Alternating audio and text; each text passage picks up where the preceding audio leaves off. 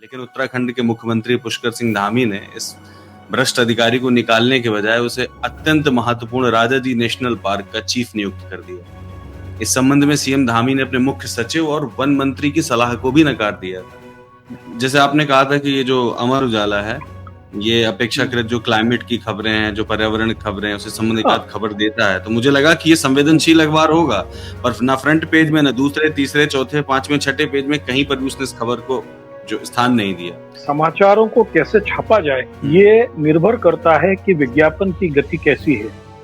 जैसे प्रेमचंद जी ने नमक के दरोगा कहानी में एक शब्द लिखा था कि सरकारी नौकरी जो है में मिलने वाला वेतन पूर्णिमा के चांद की तरह होता है जो हर दिन की तरह घटता चला जाता है।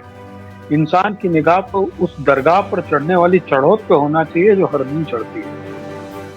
पूरी पीढ़ी के लिए एक दस्तावेज हुआ करते हैं, अरे अखबार में छपा है तो सही है। ये जो विश्वसनीयता का संकट है, ये ट्रैक्टर, क्रीम, पतंजलि, बिनाका, सिवाका के जो विज्ञापन छपते हैं उसके कारपेट के नीचे हैं। इसीलिए मैं अपने दर्शकों को बार बार कहता हूं कि एक अखबार में सूचना क्या है, वो कंक्लूजन क्या है। जी, किसने कहा कि आप अखबार मतलब आप रंगीन अखबार निकालने लगी है? किसी ने कहा होगा। आपको लगता है कि संपादकों ने कुछ सर्वे किया होगा? वैश्वीकरण का जो ग्लोबलाइजेशन का दौर शुरू हुआ था जब 91 के बाद में, जब पूंजी के नीचे मानवीयता को कुचल के रख दिया गया था, और उसके बाद से आप देख लीजिए सब कुछ आपके लिए पूंजी है। 90 से पहले तनख्वाह छोटी होती थी, इंसान की जरूरतें कम होती थी और तसल्ली से एक व्यक्ति कमाता था घर में और 5 बच्चों का परिवार चल जाता था। आज घर में 3 लोग हैं, तीनों कमाते हैं, एक आध कहीं से किराया भी आता है, टेबल के नीचे टेबल से ऊपर भी आता है, तो भी घर जाके देखो तो 50,000 रुपए की ईएमआई बकाया रखती है। कि बुलडोजर चलाने के लिए इच्छा शक्ति चाहिए। इच्छा शक्ति चाहिए बुलडोजर चलाने के लिए, कानून चाहिए। उत्तर प्रदेश से आके दिल्ली के झोपड़ झुग्गी में रहने पाड़े मिश्रा जितने हैं ना, उन सब लोगों को सबसे ज्यादा हिंदू राष्ट्र सूझा है।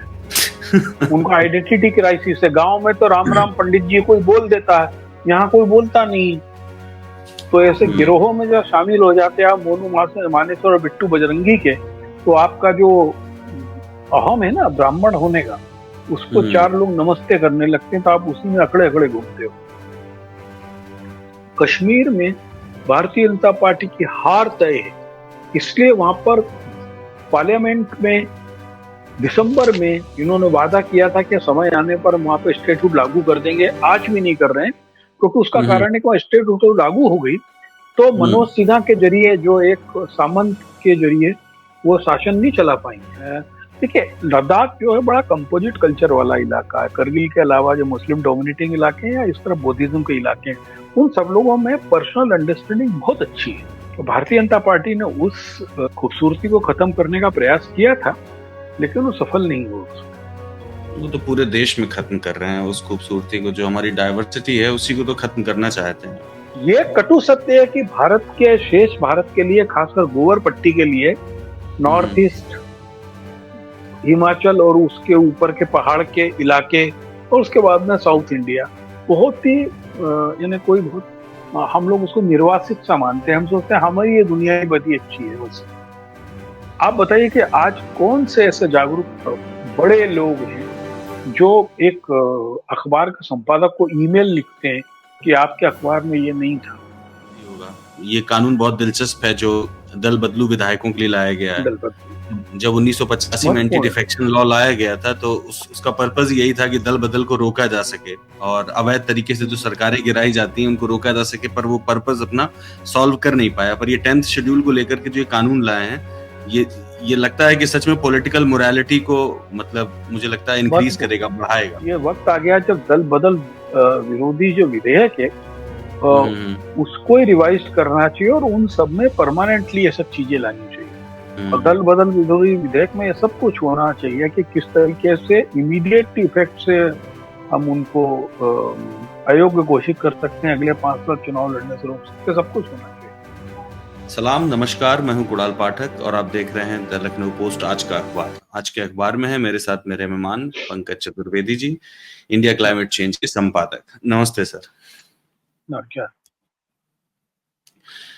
सर, पहली खबर उत्तराखंड से, इस पर हम पहले भी चर्चा कर चुके हैं, तब ये तमाम अखबारों में कवर नहीं की गई थी।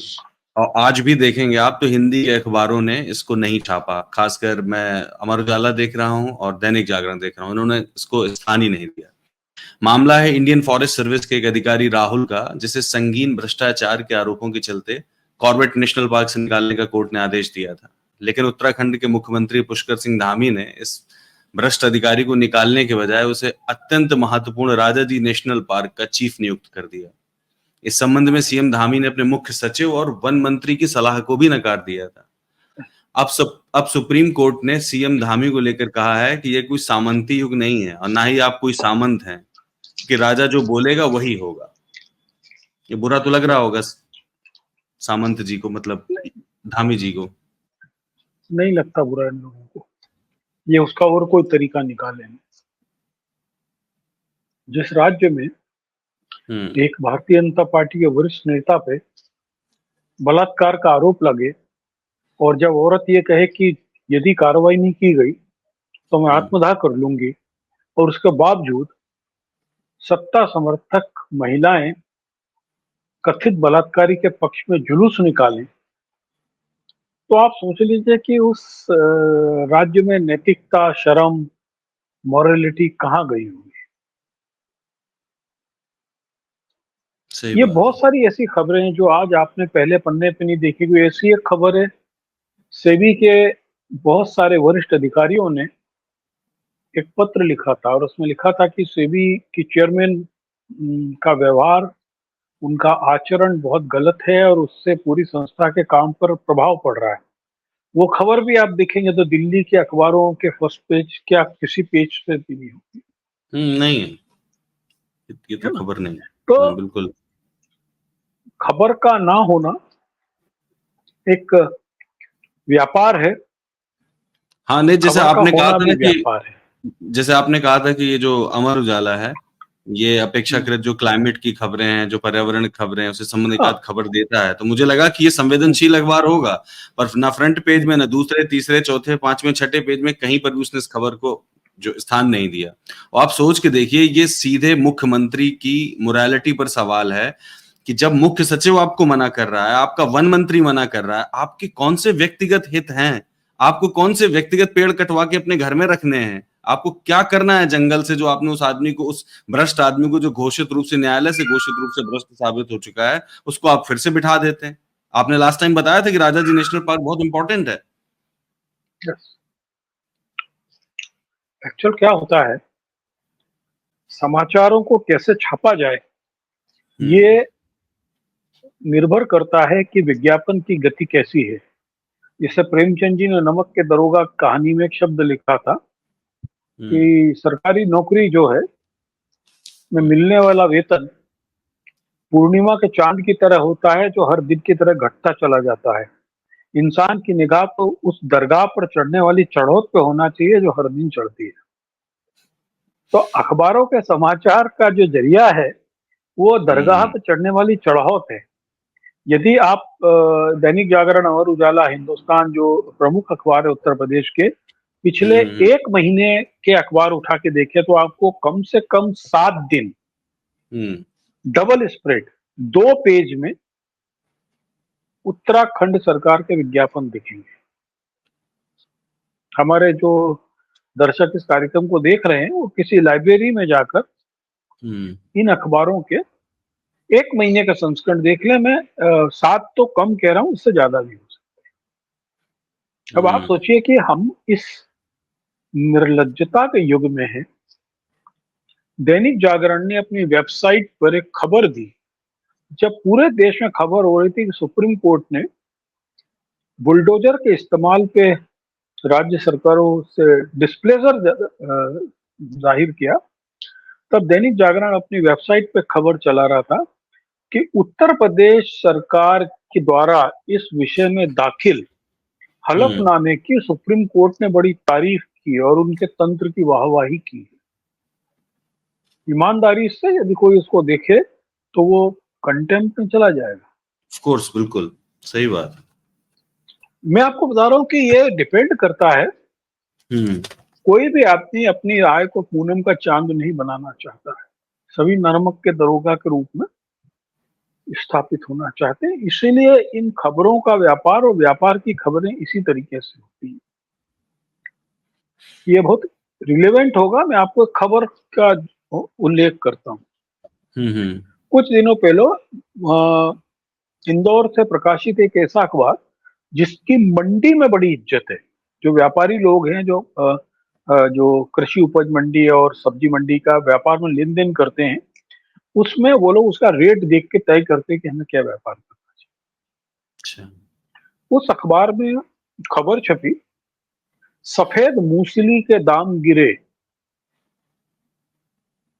मेरे आपके लिए वो खबर देखने लायक भी नहीं, हम देखते भी नहीं। लेकिन असलियत ये थी कि उस दिन तक मंडी में सफेद मूसली आई ही नहीं थी और अगले 3 दिन बाद आनी थी। आप समझ रहे? बिल्कुल, ये तो मार्केट बनाने और बिगाड़ने वाली बात है। यस, तो जो अखबार व्यापार बना रहा है विश्वसनीयता को तोड़कर, सही बात। समाचार पत्र जो थे एक एक पूरी पीढ़ी के लिए एक दस्तावेज हुआ करते हैं। अरे अखबार में छपा है तो सही है। हाँ, बिल्कुल, आज भी है ना? बहुत सारे लोग मानते हैं। हाँ। तो अब ये जो विश्वसनीयता का संकट है, ये ट्रैक्टर, क्रीम, पतंजलि, बिनाका, सिवाका के जो विज्ञापन छपते हैं उसके कारपेट के नीचे हैं। इसीलिए मैं अपने दर्शकों को बार बार कहता हूं कि एक अखबार में सूचना क्या है, वो कंक्लूजन क्या है। अब आप देखिए आज के अखबारों में और कल के अखबारों में मोदी जी के एक बयान की बड़ी चर्चा थी कि राजनीति में हम वंशवाद को खत्म कर चुके हैं। भारतीय जनता पार्टी ने वंशवाद की राजनीति खत्म कर दी। अब मजेदार चीज है कि कल शाम को हरियाणा के विधानसभा चुनाव के 67 की लिस्ट आई। 67 की लिस्ट में 13 दल बदलू हैं, वो 16 वंशवादी हैं। 16 है वंशवादी। आपको नहीं लगता कायदे से अखबारों में ऐसे ही छपना चाहिए, यही लाइन छपनी चाहिए? तभी तो, अगर इस तरीके से छपेगा तभी तो काम चलेगा, तभी तो लोगों को समझ में आएगी बात। तभी तो हम जैसे लोगों को संपादक नहीं रखेगा कोई अखबार तो अखबारी बंद करवा देंगे आप। है ना? तो हम, क्योंकि उनके लिए अखबार एक व्यापार है, इससे ज्यादा कुछ भी नहीं है। तो उनके लिए जो व्यापार है उसमें कोई समझौता नहीं है। आदमी की क्यों पता नहीं उम्मीदें बढ़ी कि हमें 4 रंग का अखबार चाहिए, हमें हेमा मालिनी का फोटो फर्स्ट पेज पे चाहिए। इन सब उम्मीदों ने जो अखबारों के खर्चे बढ़ाए, उससे लिप्सा बढ़ा दी लगा मुझे। किसी ने कुछ कहा नहीं पंकज जी? किसने कहा कि आप अखबार, मतलब आप रंगीन अखबार निकालने लगी है? किसी ने कहा होगा? आपको लगता है कि संपादकों ने कुछ सर्वे किया होगा? एक्चुअल क्या होता है कि वैश्वीकरण का जो ग्लोबलाइजेशन का दौर शुरू हुआ था, जब 91 के बाद में, जब पूंजी के नीचे मानवीयता को कुचल के रख दिया गया था, और उसके बाद से आप देख लीजिए सब कुछ आपके लिए पूंजी है। सब कुछ 90 से पहले तनख्वाह छोटी होती थी, इंसान की जरूरतें कम होती थी और तसल्ली से एक व्यक्ति कमाता था, घर में 5 बच्चों का परिवार चल जाता था। आज घर में 3 लोग हैं, तीनों कमाते हैं, एक आध कहीं से किराया फिराया भी आता है, टेबल के नीचे टेबल से ऊपर भी आता है, तो भी घर जाके देखो तो 50,000 रुपए की EMI बकाया रखती है। सही बात है, बिल्कुल, ये तो हुआ है। खैर, बात सही है। ये पंकज जी, ये जो बुलडोजर वाली खबर है, ये बड़ी बड़ी अजीब सी है। इसमें अजीब बात यह है कि योगी आदित्यनाथ लखनऊ में जो नव नियुक्त अधिकारी हैं उनको नियुक्ति पत्र बांट रहे थे। मतलब अधिकारी हैं जिन्हें फाइनली जाकर के प्रदेश में काम करना होगा और कानून व्यवस्था का पालन कराना होगा, जो कि उनका काम है। वो उन्हीं लोगों के सामने कह रहे हैं कि बुलडोजर चलाने के लिए इच्छा शक्ति चाहिए। इच्छा शक्ति चाहिए बुलडोजर चलाने के लिए कि कानून चाहिए? सुप्रीम कोर्ट ने कहा है कि अगर कोई व्यक्ति कन्विक्ट भी हो जाए तब भी आप उसके घर में बुलडोजर नहीं चला सकते। घर ये कह रहे हैं नहीं इच्छा शक्ति चाहिए। ना बुलडोजर स्टीयरिंग से चलता है, ना बुलडोजर पहियों से चलता है, बुलडोजर चलता है कानून से। कानून होना चाहिए ना। लेकिन वो कह रहे हैं इच्छा शक्ति से चलेगा, दिमाग से और इच्छा शक्ति से जिसका चाहेंगे आप घर गिरा देंगे, और ये अधिकारियों को दे जो रहे हैं। जो 8वीं पास है, 15,000 की तनख्वाह पे है, जो बुलडोजर चलाता है वही उसको चलाता है, उसकी कोई इच्छा शक्ति नहीं चलाती है ना। देखिए, बहुत माफी के साथ है कि 2014 के बाद में इस देश में एक ऐसा दौर चला, आपने इससे पहले देखा हो, अपनी योग्यता और काबिलियत पर गर्व करने वाले लाखों लोग होते थे, जिनसे हम लोग कभी कभार कोफ्ती रखते थे, यार क्या ये अपने आप को ही गाता रहता है। लेकिन वो योग्यता और अपनी काबिलियत को गाते हैं। लेकिन 2014 के बाद में एक बड़ी दुर्लभ प्रजाति थी उसके पहले, वो अचानक विकसित हो गई। वो थी अपनी मूर्खता पे गर्व करने वालों की। तो अब आप सोचो कि हम अपनी इस दौर में आप अपनी मूर्खता पे गर्व करते हैं और उसको महिमा मंडित करते हैं। कोई भी राज्य जो है वो भयादोहन से नहीं चलता है, भरोसे से चलता है। मुझे कानून पे भरोसा होना चाहिए, मुझे प्रशासन पे भरोसा होना चाहिए, मुझे मेरे नेता पे भरोसा होना चाहिए। आज की तारीख में दैनिक जागरण और अमर उजाला मिलाकर उत्तर प्रदेश की कम से कम 3 ऐसी खबरें हैं कि किसी शिक्षक को निलंबित किया गया, हाथ में डोरा बांध के नहीं आने देगा, तिलक लगाने नहीं देगा देने के लिए, और वो सभी मुस्लिम शिक्षक हैं। और ये ऐसी घटना पिछले लोकसभा चुनाव की परिणाम आने के बाद में मुझको लगता है कम से कम 100 अकेले उत्तर प्रदेश में दर्ज हो चुकी है। ये भी एक तरीके का बुलडोजर है। जो शिक्षक, जो पटवारी, जो सिपाही, जो बीएलओ या चुनाव संचालन के लिए बैठे होते हैं, उन लोगों पे शक करके उनको किसी तरीके से हटाया जा रहा है। या तो वो मुसलमान हैं या फिर यादव हैं। ये बुलडोजिंग सिखा रहे हैं। तो तभी तो जो अधिकारी जो चुन के आते हैं वो बुद्धि और विवेक के इस्तेमाल की जगह नेता की ठकुर सुहाती और चापलूसी के लिए काम करते हैं। करेंगे ही। जब आप नियुक्ति पत्र बांटते समय उनको ये सब चीजें बताएंगे तो क्या इसका क्या मतलब? वो कानून प्रशासन से तो नहीं चलेगा मामला, नहीं चलने देंगे। और देखिए ना, आप कानून प्रशासन से अगर कानून प्रशासन से चीजें चल रही होती हैं, आपने कल की खबर देखी होगी, लगभग हर अखबार में है कि गो तस्कर समझकर 12वीं के छात्र की गोली मारकर हत्या कर दी। और कितना बेशर्म आदमी है वो, जिसने गोली मारी, इतना बेशर्म है, कह रहा ब्राह्मण मर गया, मुझे इसका खेद है। और सोचिए इतनी धूर्तता चल रही है। गोली मारने वाला नहीं कर रहा है, वो गोली मारने वाला नहीं कर रहा है। तो पूरी खबर को समझिए। फरीदाबाद और उसके आसपास के पूरे इलाके में मोनू मानेसर अकेले, पूरे गुड़गांव हरियाणा में कह सकते हैं, मोनू मानेसर नाम के गुंडे ने एक गौरक्षा समिति के नाम पे एक गिरोह चला रखा है। मोनू मानेसर जुनैद और मोहसिन की हत्या के आरोपी जेल में है। ये जो माँ बाप थे मिश्रा जी के, ये उनसे जेल में मिलने गए थे, तो उसने इनसे पैर छू के माफी मांगी कि मिश्रा जी का लड़का मर गया। असल दुर्भाग्य ये है, मुझे ऐसे लोगों पे कोई संवेदना और कोई दर्द नहीं है, क्योंकि ये वो सब लोग हैं, ये जो मिश्रा जी जो मारे गए ना, ये भी गोरक्षक दल में ही आते थे। पर उसकी माँ तो कह रही है कि अगर मुसलमान, उसकी माँ तो बोल रही है बेचारी, वो तो सब बाद में जब अपना, अरे यार ये सब चीजें जब उनके घर का निपट गया ना, तब उनकी ज्ञान गांठ खुली है। ये सब ताली थाली वाले लोग हैं। वो स्टोरी इतनी नहीं है जितनी आप अखबार में पढ़ रहे हैं। मैं उसको बहुत फॉलो कर रहा हूँ। क्या है उसमें? वो जो बच्चा है वो सभी लोग वो गोरक्षा दल में ही शामिल थे। अच्छा। हाँ। उसके अंदर एंगल दूसरा है, 5 लाख रुपए के लेन देन का है, इसके मकान मालिक को लेकर है कुछ, वो भी खुल जाएगा मसला। ये सभी लोग गौरक्षक हैं। देखो, उत्तर प्रदेश से आके दिल्ली के झोपड़ झुग्गी में रहने पाड़े मिश्रा जितने हैं ना, उन सब लोगों को सबसे ज्यादा हिंदू राष्ट्र सूझा है। उनका आइडेंटिटी क्राइसिस है। गांव में तो राम राम पंडित जी कोई बोल देता है, यहाँ कोई बोलता नहीं है।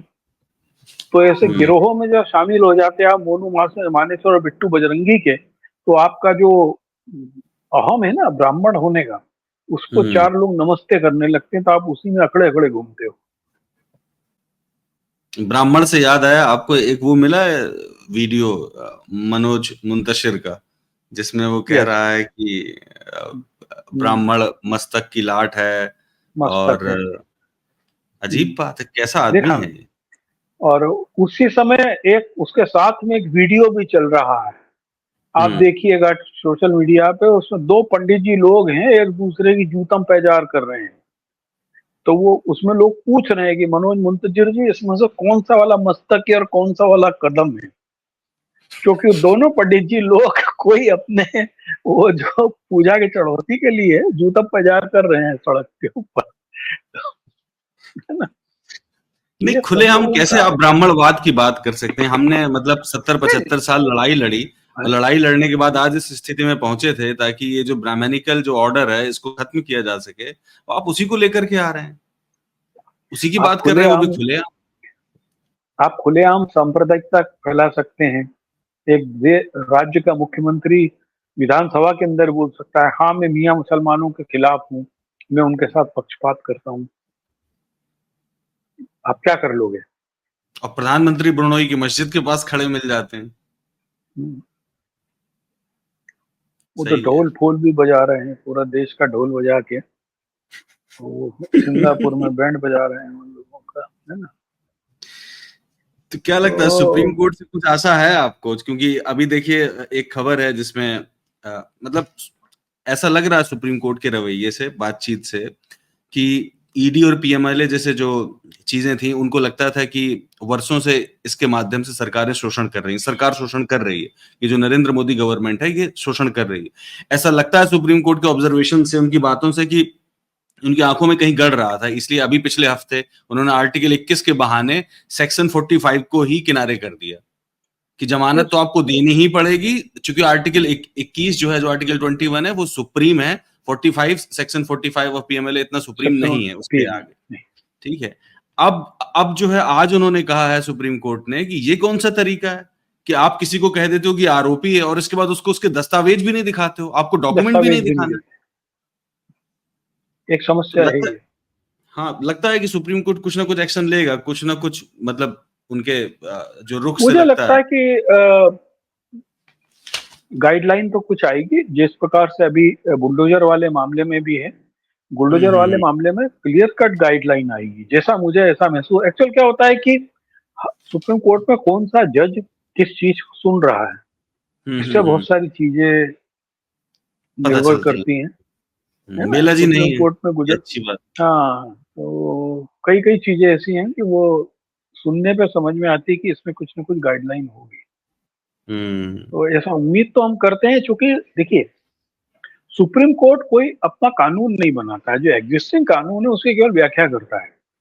पीएमएलए में ईडी को क्या गिरफ्तारी का अधिकार है? ये चीज तो जो हमारे पेपर्स हैं, जो हमारा लॉ है, उसमें क्लियर है ना।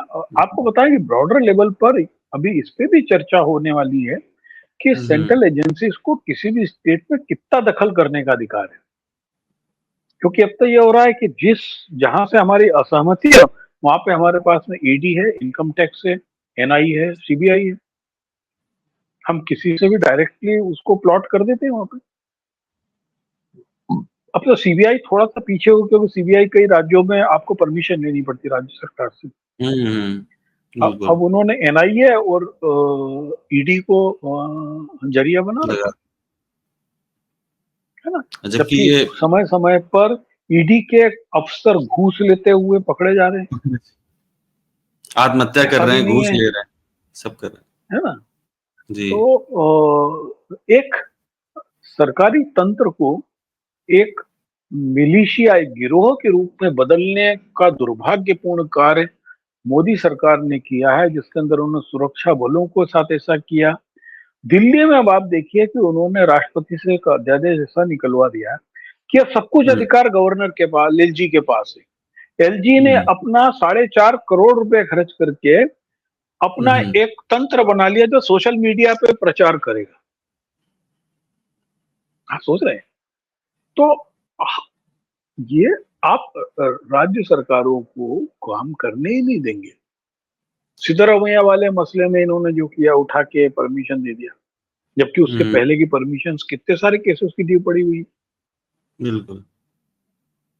है ना। और फिर मैं याद दिला रहा हूं, कश्मीर में भारतीय जनता पार्टी की हार तय है, इसलिए वहां पर पार्लियामेंट में दिसंबर में इन्होंने वादा किया था कि समय आने पर वहां पे स्टेटहुड लागू कर देंगे। आज भी नहीं कर रहे हैं, क्योंकि उसका हम्म, कारण है कि स्टेटहुड तो लागू हो गई तो मनोज हम्म, सिन्हा के जरिए, जो एक सामंत के जरिए, वो शासन नहीं चला पाएंगे। अभी भी सही उसको बात। यूटी घोषित करके वो चाहते हैं कि भले ही आप निर्वाचित सरकार हो, लेकिन पूरा अधिकार एलजी के पास रहे। ये जो यही चाहते हैं, यही धूर्तताएं चाहते हैं इस सरकार की, ये हैं। डेमोक्रेटिक बुलडोजर जो चल रहे हैं, हम्म, इसके कौन कैसे निपटेगा? और इस सब के ऊपर हमारा जो डिजिटल मीडिया है, जो प्रिंट मीडिया है, उसकी चिंता ही नहीं है। हाँ, कोई चिंता नहीं है। उसकी चिं अखबार में तो आज उसकी छपा चिं है, आज अखबार में छपा है पंकज जी, राहुल गांधी ने हम्म, कहा है कि अगर हमारी पार्टी की सरकार बनती है तो स्टेटहुड वो करेंगे, लेकिन नीचे ये भी छपा है। ये देखिए, राम माधव जी का बयान है। राम माधव जी कह रहे हैं इनके पास एक ही एजेंडा है, इनको वहां का चीफ बना दिया गया है। तो इनके पास एक ही हम्म, एजेंडा, ये कह रहे हैं कि जो पूर्व मिलिशिया है वहां का, जो हम्म। आतंकवादी हैं पुराने, वो कांग्रेस के समर्थन में और नेशनल कॉन्फ्रेंस के समर्थन में, पीडीपी के समर्थन में खुलेआम प्रचार प्रसार कर रहे हैं। बस यही बताना ये चाहते हैं कि उस जो समय विपक्ष हो है रहा वो है, आतंकवादी। ये उस समय हो रहा है जब त्रिपुरा हम्म, में दशकों से हथियार लिए लोग जो घूम रहे थे, वो अचानक दिल्ली में प्राइम मिनिस्टर के यहाँ मिलके आके समझौता करने लगते हैं। ये राम माधव वही हैं जो नॉर्थ ईस्ट में एक खासी लड़की के साथ एक होटल में पकड़े गए थे और उनकी जान पे खतरा हो गया था और हिमंता शर्मा बचा के लाए थे इनको। ये खुद नॉर्थ ईस्ट में भी यही करते रहे। हम्म, वहां का इन लोगों क्या था, इन लोगों ने वहां के जो सशस्त्र संगठन है, आउटफिट्स है, उनके साथ में इन्होंने कंप्रोमाइज करके वहां की सत्ता पे कब्जा किया।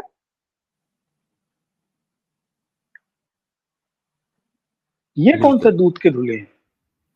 और आप कौन तय करेगा? ये तो ऑन रिकॉर्ड है कि भारतीय हम्म, जनता पार्टी ने जो रजिस्टर्ड आतंकवादी हैं उनको अपना पोस्ट होल्डर बनाया हुआ है। भारतीय जनता पार्टी का स्पोक पर्सन कौन है था जेएंडके में? अभी चिट्ठी जारी की थी 3 महीने पहले। हम्म, कौन है? मैं उसका नाम याद नहीं कर पा रहा हूँ। अच्छा, वो पूर्व सशस्त्र आतंकवादी था वहां का। अच्छा, वही है क्या जेकेएलएफ वाला लड़का जो जेकेएलएफ में था पहले? क्या नाम है उसका? जी हाँ। अच्छा, अच्छा, अच्छा। है ना, बहुत सारी चीजें इस तरीके की। आप या तो लोगों के घर वापसी का, जो लोग शस्त्र छोड़ के मुख्य हम्म, धारा में शामिल हो रहे हैं, उन सब पे रोक लगा दो। हम्म, है भाई, आप जमाते इस्लामी जिस पे आज भी प्रतिबंध है, उसके लोगों को निर्दलीय चुनाव लड़ाने के लिए बीजेपी क्यों पीछे से पुश कर रही है? हम्म, हम्म, अब आप मजेदार चीज देखिए, वो जो है ना हम्म। गो करुणा गो वाला मंत्री, क्या नाम था वो, महाराष्ट्र का, हाँ, गो महाराष्ट्र का। करुणा गो, हाँ, हाँ, हाँ, रामदास अठावले, आठवले।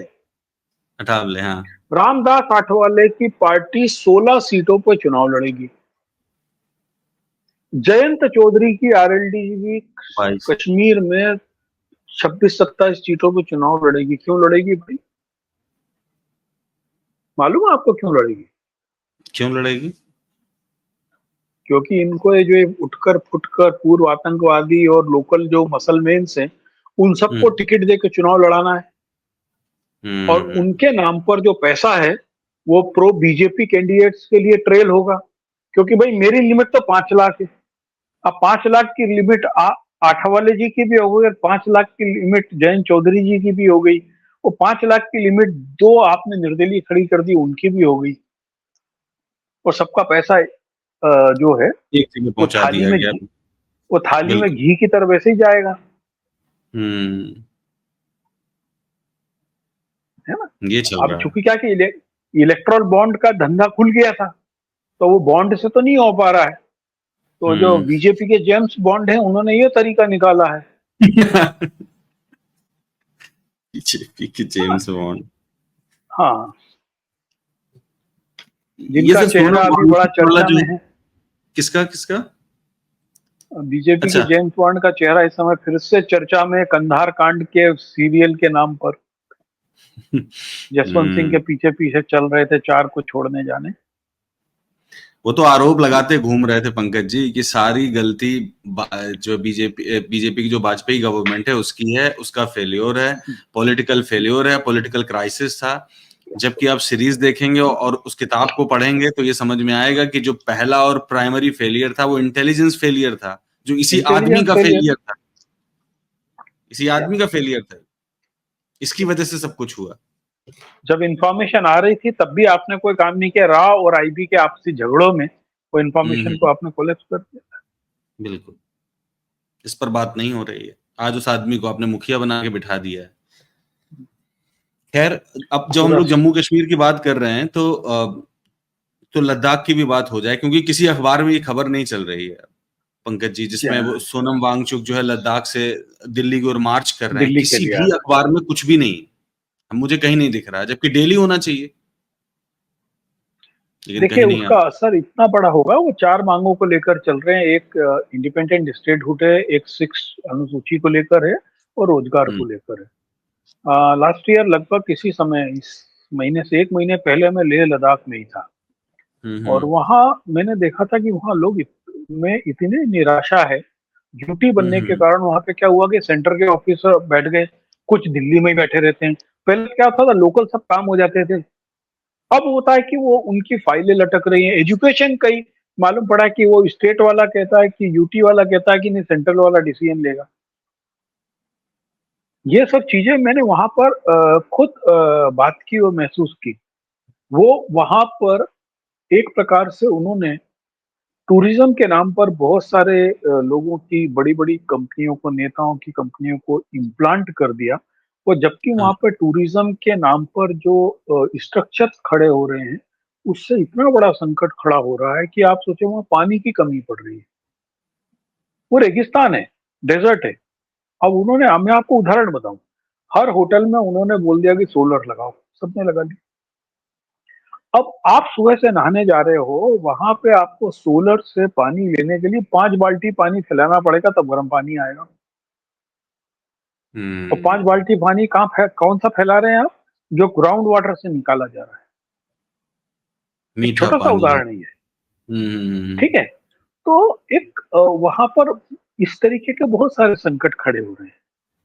वो कह रहे हैं कि हम्म। हमको नहीं चाहिए। अब जब तरुण चुग कह रहे हैं कि हम जम्मू कश्मीर का इंडस्ट्रियलाइजेशन कर देंगे, जम्मू कश्मीर का लोग कह रहे हैं हमको इंडस्ट्रियलाइजेशन नहीं चाहिए भाई।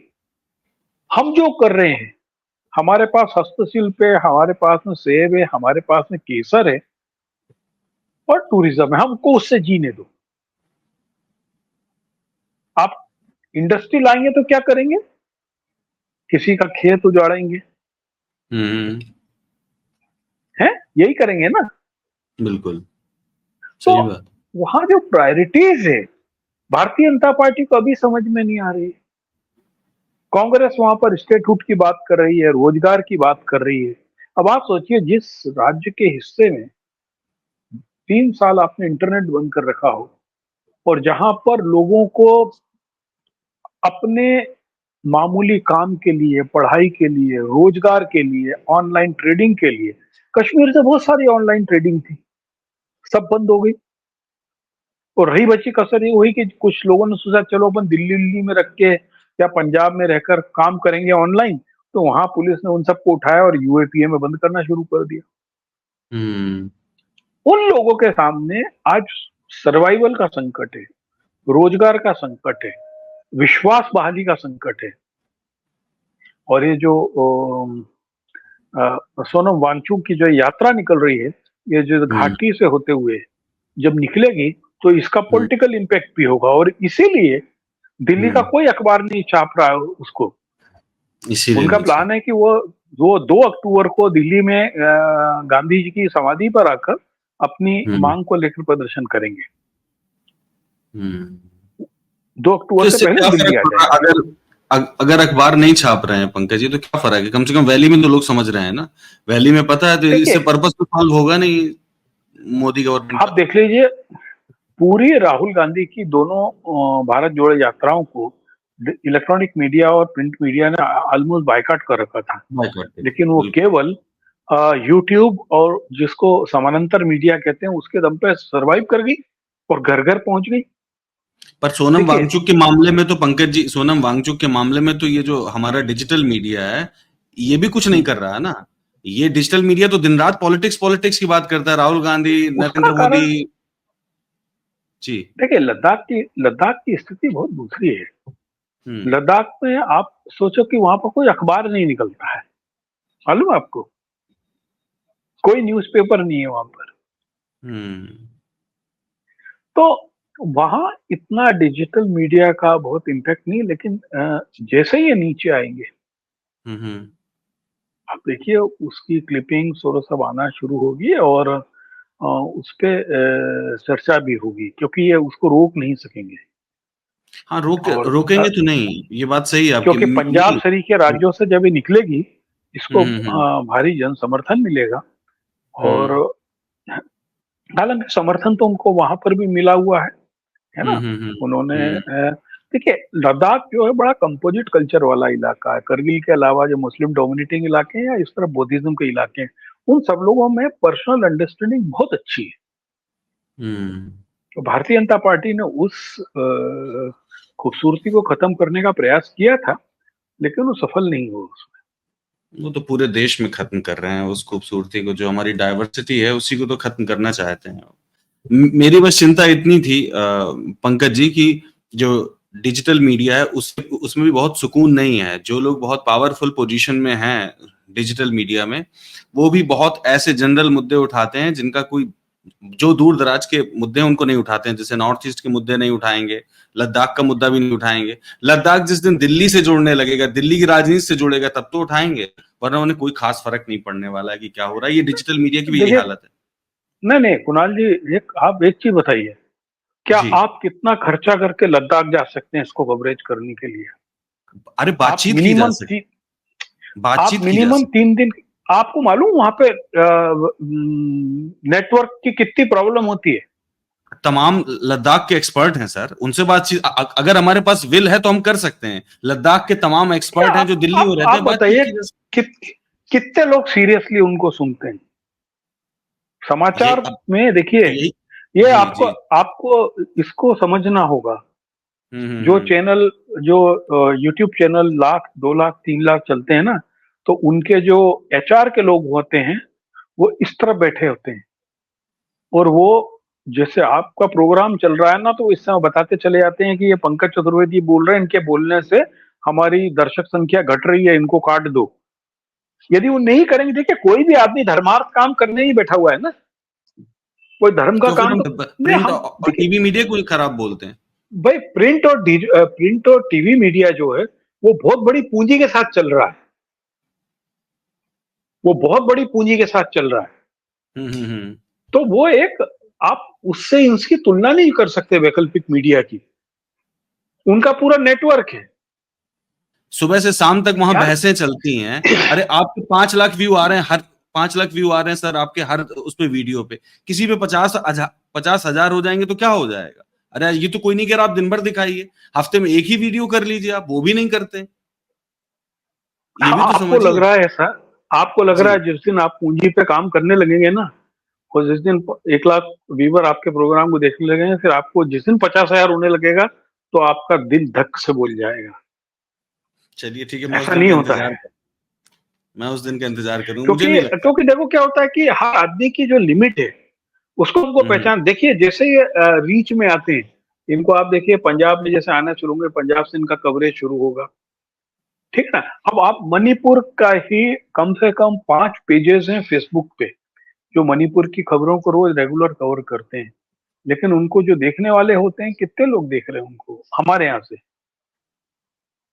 अभी आप देखिए मणिपुर मिरर करके एक पेज है, उसने क्या शानदार स्टोरी की है कि किस प्रकार से नागरिकों पे बम गिराने के लिए ड्रोन के इस्तेमाल का जो है तरीका है, ये क्या है। एक स्टोरी उसके अंदर है। आप सोचिए कि मणिपुर राज्य का सालाना बजट 35,000 करोड़ रुपए का है, और वहां अब सरकार दावा कर रही है कि मणिपुर में अशांति के पीछे ड्रग माफिया है, क्योंकि ड्रग माफिया का सालाना बजट 60,000 करोड़ रुपए का है, राज्य के बजट से ज्यादा। और लाओस, म्यांमार और थाईलैंड, ये जो इसका ट्रायंगल है, उसका केंद्र मणिपुर बना हुआ है। और चूंकि ये सब लोग ड्रग पेडलर्स हैं, इसलिए वहां पर अशांति चाहते हैं। ये सब स्टोरीज अलग अलग जगह जाती है, हम नहीं पढ़ पाते हैं उनको, हम नहीं अप्रोच कर पाते उन तक, कोई आपको बस दिखाने नहीं आएगा। नहीं नहीं, आप सही कह रहे हैं, पर इसीलिए तो आपसे कोई बातचीत हो आपको रही है। दिखाने नहीं आएगा। यदि सोनम वांगचुक की रिपोर्ट्स, उसके फोटोग्राफ आए हैं तो ऊपर से ही आए हैं ना। बहुत सारे अखबारों में आज मैंने देखा है, अंदर के पेजेस पे उसकी आज भी थी और कल भी थी। हमारे लायक वो, उनके लायक वो फर्स्ट पेज की खबर नहीं है, क्योंकि वो एंटी गवर्नमेंट है। लेकिन कुछ कुछ अखबारों में है। लेकिन आप जैसे ही थोड़ा सा ऊपर जाएंगे, जैसे JNK के अखबारों में, कश्मीर हम्म, ऑब्जर्वर आप देखिए, कश्मीर राइज देखिए, सब में उसकी चर्चा है। ठीक है। अमर उजाला की जम्मू एडिशन में इसकी खबर है। हो क्या रहा है कि सभी अखबारों के जो रीजनल एडिशन हो गए हैं, तो हम्म, वो वहां के लोगों को खबर देकर यहाँ तक नहीं आ पा रहे। कुछ कुछ चीजों में, मसले में ये हो रहा है। बिल्कुल। और ये कटु सत्य है कि भारत के, शेष भारत के लिए, खासकर गोवर पट्टी के लिए, नॉर्थ हम्म, ईस्ट, हिमाचल और उसके ऊपर के पहाड़ के इलाके, और उसके बाद में साउथ इंडिया, बहुत ही यानी कोई बहुत, हम लोग उसको निर्वासित सा मानते हैं। हम सोचते हैं हमारी ये दुनिया ही बड़ी अच्छी है, बस ये 8-9 राज्यों की। हम्म, हम्म, हम उनको, उनके बारे में ज्यादा चिंतित नहीं होते, वरना चिंतित होते तो 370 पे जो सबके दावे थे कि अब डल पे डलिया लेके जाएंगे, कश्मीर की लड़की से शादी करेंगे, वहां प्लॉट खरीद के मकान भी बना लेंगे, एक बंगला प्यारा सा करेंगे, कोई सवाल नहीं पूछा कि 5 साल में कितनी डलिया गई, कितनों के प्लाट कट गए, कितने वहां की लड़कियों से शादी करके आ गए।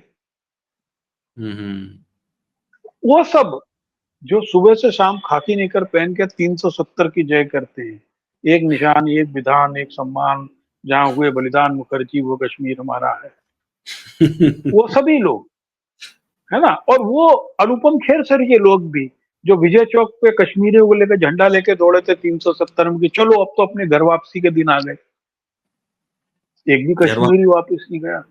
घर वापसी तो नहीं हुई, हाँ सही बात। है ना। हालांकि अनुपम खेर की तो घर वापसी होनी ही नहीं थी, क्योंकि वो तो उनके पिताजी और उनके पिताजी के पहले ही वो लोग शिमला आ गए थे कश्मीर छोड़ के। हम्म। तो जबरदस्ती बेगानी शादी में अब्दुल्ला दीवाना हो रहा था, इसका मतलब। ये जो सवाल है, हम देखिए, यदि मेरे मोहल्ले में कोका कोला ज्यादा बिकेगी तो दुकानदार कोका कोला रखने लगेगा, पेप्सी मिलेगी तो पेप्सी बिकने बेचने लगेगा। मैं क्या तो हम पढ़ना पत्रकार पसंद कहने कर से रहा हूँ, बचेंगे। आपकी मेरी बात क्या बिल्कुल सही है। डिमांड है, जी कहाँ जी है जी। हम। हम्म। आप बताइए कि आज कौन से ऐसे जागरूक बड़े लोग हैं जो एक अखबार के संपादक को ईमेल लिखते हैं कि आपके अखबार में ये नहीं था। कोई है, आप बता दीजिए मुझे। कोई नहीं लिखता आप। है ना। सभी ज्ञानवाणी के स्टेशन डायरेक्टर हैं, लेकिन इम्प्लीमेंटेशन लेवल पे नहीं करते। पूछे ना, कोई कर रहा है। सब, एक ईमेल आईडी तो सभी अखबारों का छपता है, काहे नहीं किसी ने ईमेल डाला कि आप ये खबर क्यों नहीं छापते। क्योंकि हम भी सोचते हैं, अरे यार ये तो आ गया, कल सुबह कूड़ा हो जाएगा, हमारा काम निकल गया, हमने देख लिया क्या क्या नए प्रोडक्ट आए, फ्लिपकार्ट पे सेल चल रही है कि नहीं चल रही है, मोटरसाइकिल पर 20% डिस्काउंट है, सब हमारे लिए अखबार वही काम कर बिल्कुल। है ना। वैकल्पिक मीडिया का एक प्रयास है खड़े होने का। देखिए, कोई भी वैकल्पिक मीडिया या कोई भी वैकल्पिक कार्य स्थायी नहीं होता है। वो एक समय जाकर जब वो मूल रूप में आने लगता है तो उसका वैकल्पिक भी तैयार करना होता है। हर वैकल्पिक चीज का एक सैचुरेशन पॉइंट भी होता है, वो मीडिया हो चाहे कुछ भी। ठीक बात। एक खबर और है पंकज जी, ये भी तमाम अखबारों में है, फ्रंट पेज पर ही है, और हिमाचल प्रदेश की आपने देखा ही होगा। ये कानून बहुत दिलचस्प है जो दल बदलू विधायकों के लिए लाया गया है। दलपत जब 1985 में एंटी महत्वपूर्ण है। डिफेक्शन लॉ लाया गया था तो उसका पर्पस यही था कि दल बदल को रोका जा सके और अवैध तरीके से जो सरकारें गिराई जाती हैं उनको रोका जा सके, पर वो पर्पस अपना सॉल्व कर नहीं पाया। पर ये 10th शेड्यूल को लेकर के जो ये कानून लाए हैं, ये लगता है कि सच में पॉलिटिकल मोरालिटी को, मतलब मुझे लगता है इंक्रीज महत्वपूर्ण, करेगा, बढ़ाएगा। लेकिन पेंशन इसकी बंद सबसे बड़ी समस्या ये है कि पहले आप उसको अयोग्य घोषित करो। उत्तर प्रदेश में सबको मालूम था कि रायबरेली से जो विधायक हैं वो बीजेपी में शामिल हो गई हैं और कांग्रेस ने उनको दल बदल विरोधी विधेयक के तहत उनको अयोग्य घोषित करने की मांग की और उसको रिजेक्ट कर दिया गया। ऐसे कम से कम 50 केसेस हैं जहां पे भारतीय जनता पार्टी का स्पीकर है वो दल बदल करके हरियाणा में भी चल रहे हैं केस। वो तो चूंकि क्या है कि हिमाचल प्रदेश में कांग्रेस की सरकार थी, कांग्रेस का इसलिए स्पीकर था, जो अभी दल बदल हुआ तो उन लोगों को उन्होंने घोषित कर दिया, इसीलिए ये वहां पे लागू भी हो गया। बिल्कुल, ये बात तो है। है ना? अगर दूसरे दल की सरकार होगी और किसी और दूसरे दल के लोग ला रहे होंगे तो फिर नहीं हो पाएगा। तब उत्तर कैसे प्रदेश होगा? में आप देख लीजिए ना, उत्तर प्रदेश में कम से कम 15 एमएलए का ये केस चल रहे थे एंटी डिफेक्शन के, और किसी पे भी जायज तरीके से डिसीजन नहीं हुआ। क्योंकि अल्टीमेटली डिसाइडिंग बॉडी तो स्पीकर है और स्पीकर स्पीकर सत्ता का होता है। पहले लटका के रखता है। भाई महाराष्ट्र में तो आप देख लीजिए ना, महाराष्ट्र में 3 साल से बिल्कुल, सरकार चल रही है। बिल्कुल, सही बात। है ना? तो ये सब चीजें हैं इसमें। वैसे ये प्रयास बहुत अच्छा है, मुझे लगता है कि अब ये वक्त आ गया जब दल बदल विरोधी जो विधेयक है हम्म, उसको ही रिवाइज करना चाहिए और उन सब में परमानेंटली ये सब चीजें लानी चाहिए। और दल हम्म, बदल विरोधी विधेयक में ये सब कुछ होना चाहिए कि किस तरीके से इमीडिएट इफेक्ट से हम उनको अयोग्य घोषित कर सकते हैं, अगले 5 साल चुनाव लड़ने से रोक सकते हैं, सब कुछ होना चाहिए। सब कुछ होना चाहिए। और बीच बीच में कोशिश की गई, जैसे वही देख लीजिए कि हो तो होलवान जो केस है उसमें भी कोशिश की गई कि ठीक कम से कोशिश कम जो, कीजिए। हाँ, 1985 वाला जो एक्ट है वो हम्म। इंटैक्ट बना रहे, उसकी कम से कम जो स्पिरिट है वो बनी रहे, पर कुछ हो नहीं पाया वो। और महाराष्ट्र तो ऐसा एग्जाम्पल है जिससे पता लगता है कि एंटी डिफेक्शन लॉ जितना बोगस कोई लॉ है ही नहीं। क्लासिक मध्य प्रदेश एग्जाम्पल में है। यही हुआ था। मध्य हमारे प्रदेश में 2 हिस्सों में दल बदल हुआ और उन्होंने उसको हम्म, कंप्लीट एक डिफेक्शन मान लिया था। बिल्कुल। तो जो जो जहां से बात हमने शुरू की थी कि भारतीय जनता पार्टी के लोग कॉन्स्टिट्यूशन के प्रोविजंस को हर समय बुलडोज करने की बात करते हैं, तो हम्म, इसीलिए उनको अपनी कम अकली पे जो गर्व है वो संप्रदाय को उन्होंने बढ़ा लिया है, उसका विस्तार कर दिया है। बिल्कुल। ठीक है पंकज जी, आज की बात ठीक को है। Thank you sir, thank you.